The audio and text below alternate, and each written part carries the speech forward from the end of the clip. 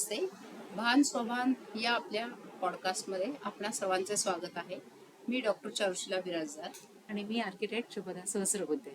So आपण हे podcast सुरू करूया आणि पॉडकास्टच्या सुरू करण्यामागे जे काय उद्दिष्ट आहे ते मी सांगते त्याच्यामध्ये की खूप वेळेला आम्ही दोघी टीचिंग क्षेत्रामध्ये असल्यामुळे सतत लोक येऊन स्टुडंट्स येतात, काही काही नोकरी करणारेही काही काही जणी येतात आणि त्यांना खूप वेळेला खूप गोष्टी सांगायच्या असतात. कारण आम्ही ॲज अ काउन्सिलर म्हणूनही मी ग्राफॉलॉजिस्ट म्हणून काम करते आणि शुभदाताई इमोशन्सवर काम करतात.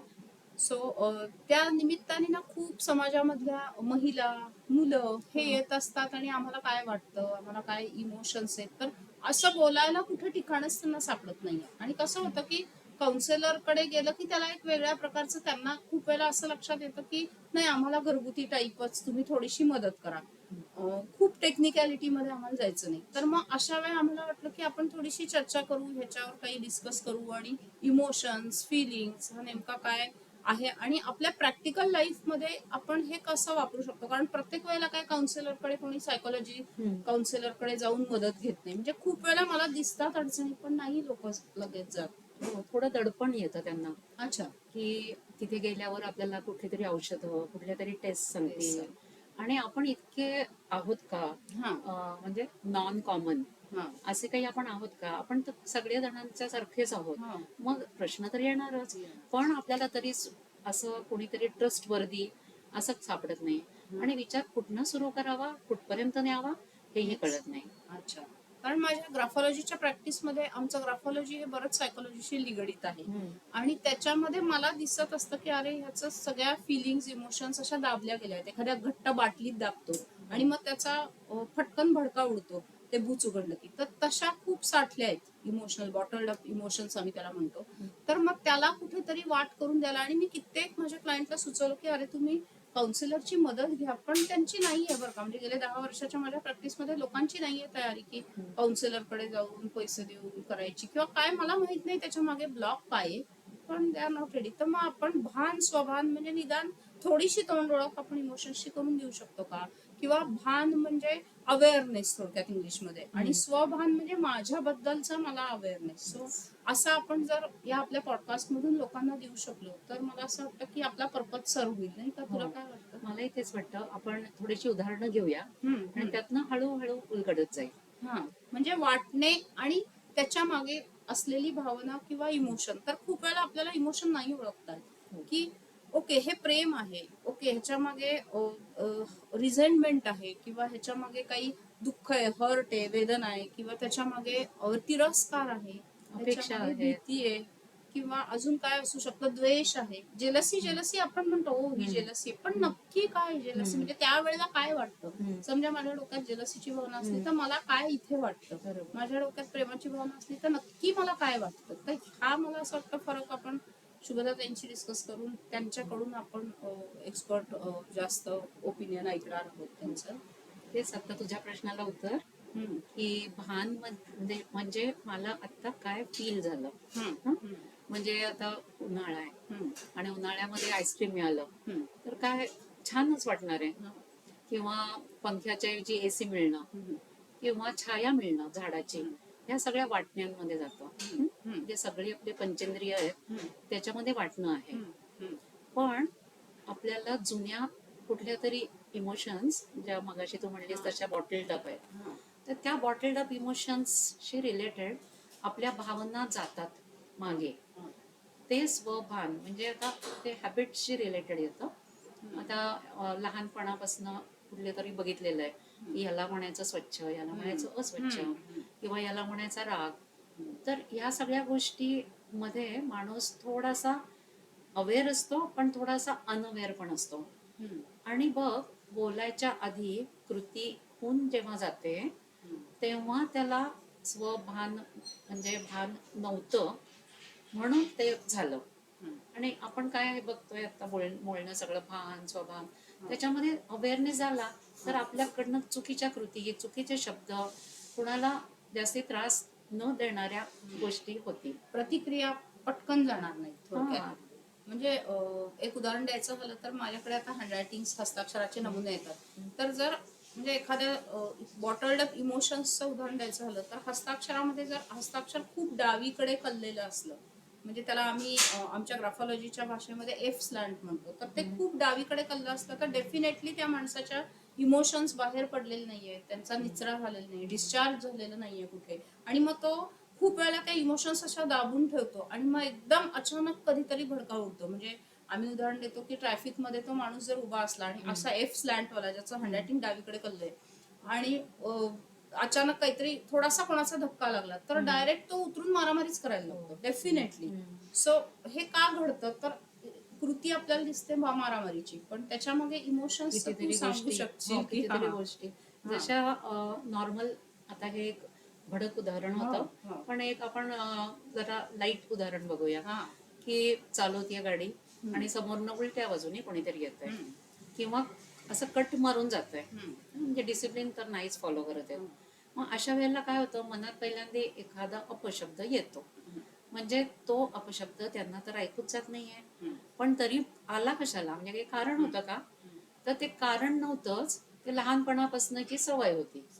तर अशा ज्या गोष्टी सगळ्या आहेत त्या आपण जरा आपल्या भानांमधनं बघणार आहोत. म्हणजे जो माणूस, मी तर म्हणते की मारामारीला उतरतो, तर सांगण्याचा मुद्दा म्हणजे ती ग्रॅव्हिटी केवढी असेल की त्या इमोशन्स आत आत आत आत बॉटल अप, राग, रिझेंटमेंट किंवा द्वेष, पण ते किती वर्षांपासून त्यांनी ते आत ठेवलंय आणि हे फक्त ट्रॅफिक मध्ये धक्का लागला हे फक्त निमित्त झालं आणि तो राग बाहेर आला. सो ह्या इमोशन्सच्या जर आपण डिस्चार्ज केला, मला असं वाटतं, तर तुला निराशा वगैरे सगळे अशा कितीतरी इमोशन्स आहेत आणि त्या सुरू होतात बघ. आता ऍडोलेसन्स मध्ये सगळ्यात जास्ती त्या येतात आणि त्याच्यात आधीच ते मूल बघत असतं की अरे मला काय शिकवलंय आणि हे किती वेगळं आहे, आणि ह्याच्यातनं कन्फ्युजन सगळे सेट होत तो त्याचा मार्ग काढत असतो, पण तो काढताना इतकं सोपं जात नाही, एवढं क्लिअर नाही मिळत. तर आपण आता जसं बोलू ना तसे वेगवेगळे वयोगट पण आपण बघू आणि त्याच्यामधनं एक एक आपण बघूया, समरेश निष्कर्ष इमोशन्सची उकल करूया. बर बर बर.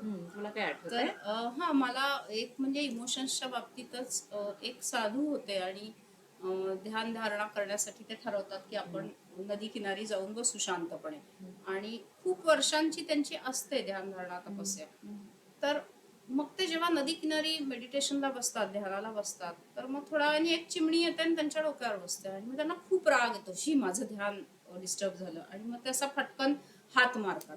पण मग आता स्वभान त्यांना असतं, कारण ते साधू आहेत, गेले कित्येक वर्ष ते मेडिटेशन करतायत. सो त्यांच्या लक्षात आता ओ मी प्रतिक्रिया काय दिली, मी ती चिमणी हाकलली, पण त्याच्या मागे स्वभान काय होतं तर राग आहे, म्हणजे तो राग आत मेंदूमध्ये आहे.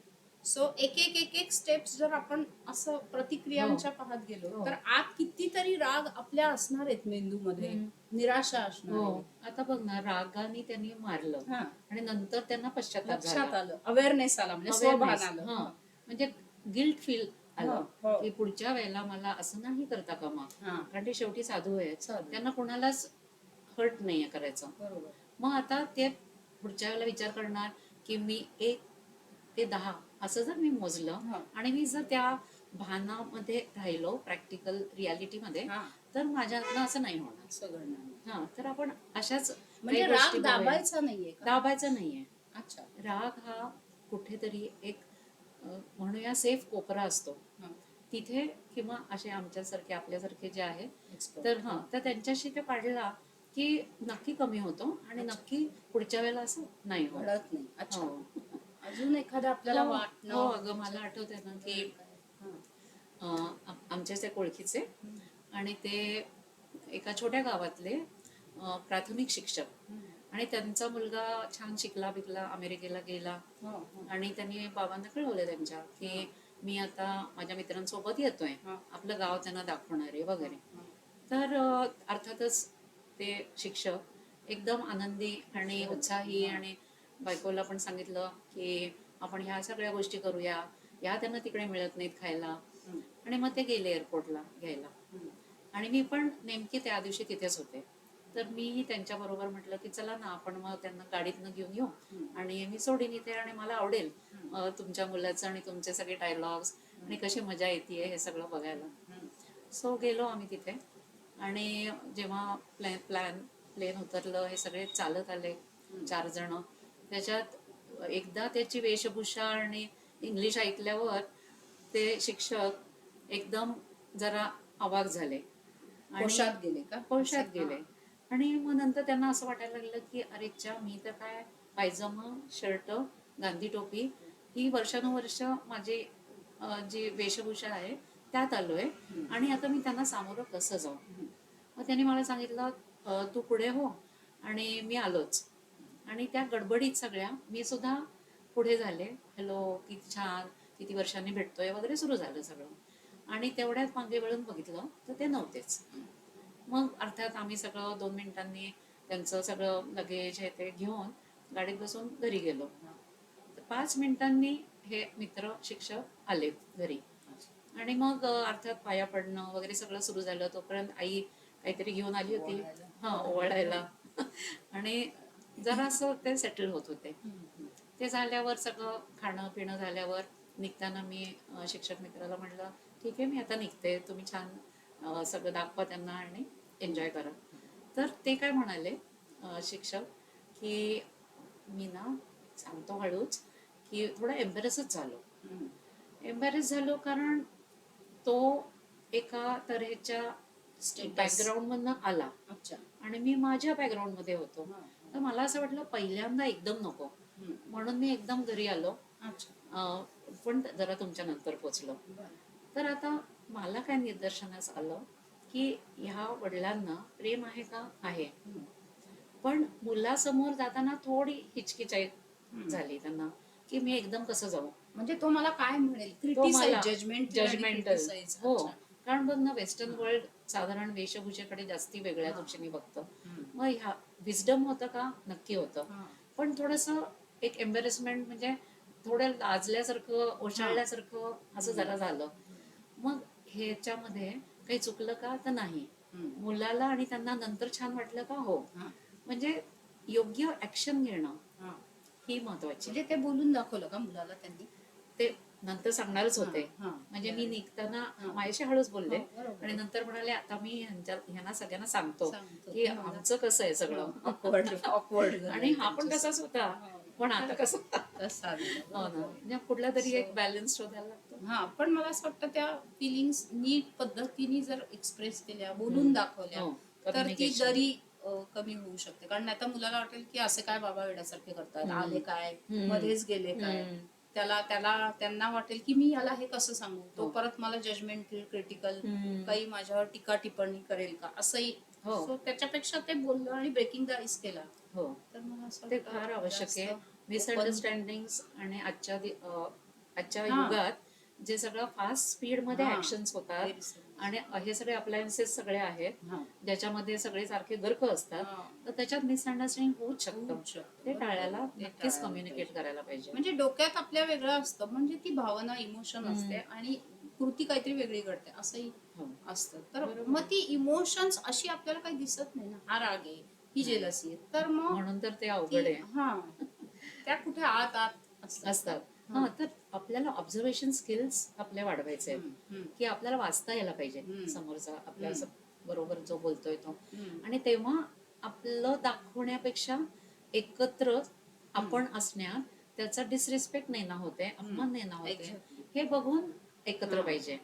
आज आता थोडस सेल्सचं युग आहे. म्हणजे तुमच्या कला तुम्ही सेल करायच्या असतात, इंस्टाग्राम ह्याच्यावर दाखवायच्या असतात, पण ते आहे इंस्टाग्रामसाठी. पण अदरवाईज घरामध्ये कुठे दाखवादाखवी येते. शो शो म्हणजे जास्त आणि आर्ट डेप्थ कमी, शॅलोनेस खूप आलाय मला. हळूहळू तो असा अंगावरच येतो तो, आणि तो कधी येतो कळत नाही, का चोर पावलाने तो येतो. पण इमोशन, आणि मला असं वाटतं वाटणे आणि इमोशन हे आपण जर आयडेंटिफाय करायला थोडंफार भान लोकांना किंवा आपल्याला तर आपण अवेअरनेस ठेवतोच, पण दिलं तर त्याचा उपयोग होईल मला असं वाटतं. आता बघ ना, वाटणे म्हणजे रियालिटी मधलं प्रॅक्टिकल लाईफ आणि कॉन्शियस लेवलला आहे.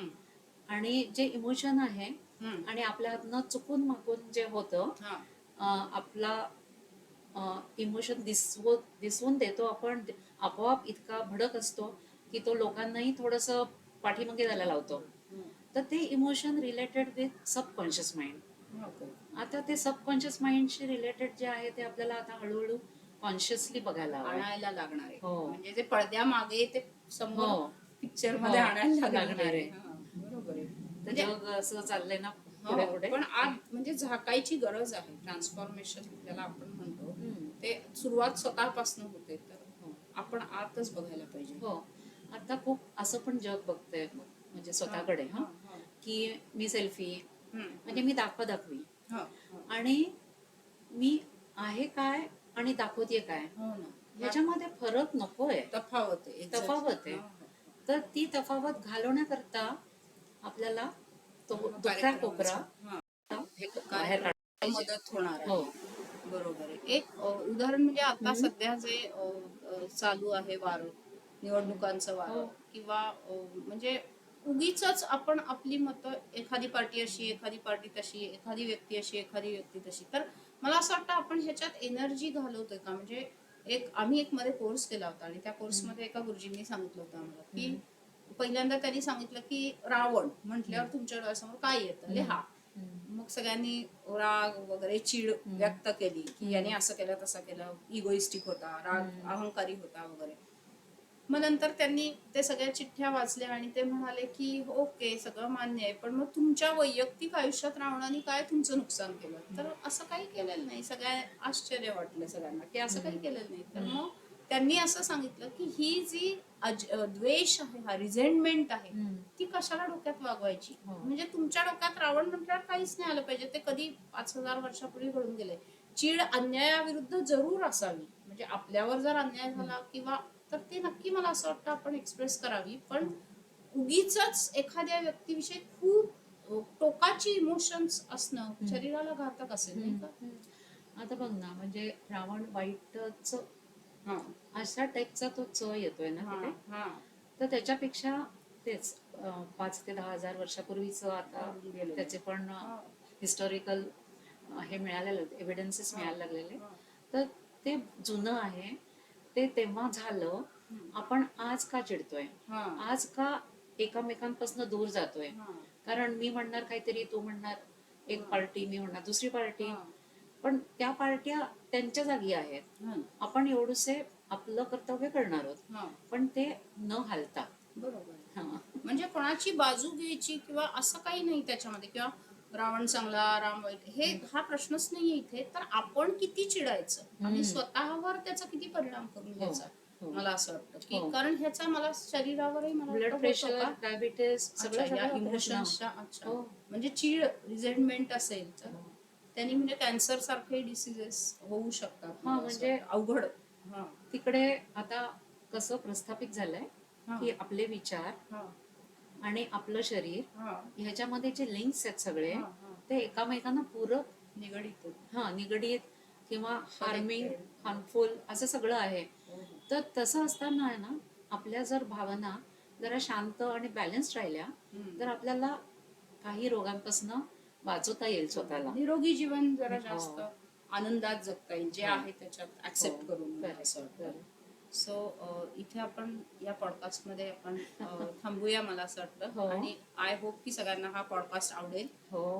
आणि आपण सगळे मिळूनच पुढे जाणार आहोत हा प्रवास आपला. सो आपल्याही काही मुद्दे असतील, काही विचारायचं असेल तर कॉमेंट बॉक्स मध्ये नक्की त्याच्यामध्ये तुम्ही लिहा कॉमेंट्स, आम्ही उत्तरं देऊ.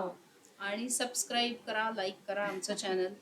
आणि पुढच्या पॉडकास्ट मध्ये आपण काय घेणार आहोत? अगं, मला कोणीतरी विचारत होतं, एकदा मी कोणाच्या तरी मुलाखती बघताना सुद्धा तो मोठा कोच क्रिकेटचा त्या टीमला सांगत होता की बरं का, आणि मी ना भावनांकडे बघत नाही. अशाच टाईपचं मला आणखीनही कितीतरी जे सीईओज आणि अशा वरच्या लेवलचे होते त्यांच्याकडनं ऐकू आलं की भावना कसल्या आल्या आहेत अशा टाईप. तर पुढच्या वेळेला आपण बुद्धिमत्ता वर्सेस किंवा बरोबर भावना असं बघूया. म्हणजे खूपदा इमोशनल फूल असं म्हटलं जातं सोसायटीमध्ये. सो चालेल, त्याच्यावर आपण नक्की चर्चा करूया आणि सगळे मिळून एकत्र पुढे जाऊया. Thank you so much. थँक्यू.